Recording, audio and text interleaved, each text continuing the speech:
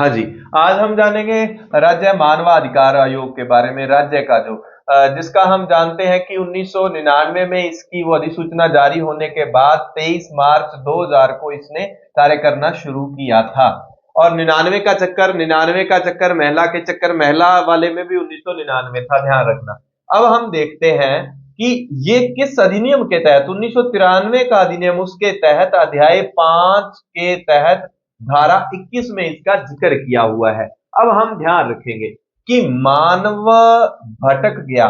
मानव क्या है? मानव भटक गया, क्योंकि मानव भट किसके लिए गया कि शायद शायद नंगे सिर वाली कुड़ी, पंजाबी हिंदी मिक्स चला लेना। मानव भटक गया क्योंकि शायद नंगे सिर वाली कुड़ी को टांटिया खा गया और वो बहेश हो गई, बेहोश हो गई, महेश हो गई। और फिर उसने गोपाल कृष्ण को चंदा चढ़ाया। गोपाल कृष्ण अपने मूल के पास जाके उसने आशीर्वाद प्राप्त किया। तो ये ध्यान रख लेना। और वो जो नंगे सिर वाली कुड़ी थी, उस कुड़ी की आयु थी 21 वर्ष। इस तरह से आप याद रख लेंगे। अध्याय कौन सा है?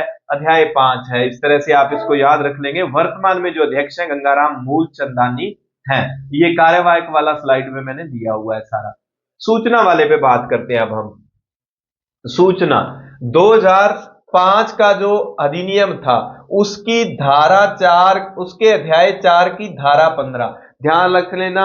मानवाधिकार आयोग में जो धारा है वो 21 है। सूचना आयोग में धारा कौन सी है? 15। अध्याय क्या है? 4 है। वहां अध्याय था 5, मानवाधिकार में 5 था, यहां सूचना में 4 है। सूचना मिली कि जो रानी का निवास है, कोई सूचना मिलती है। अब इनका देखना, सबसे लंबे कार्यकाल वाले को रानी है।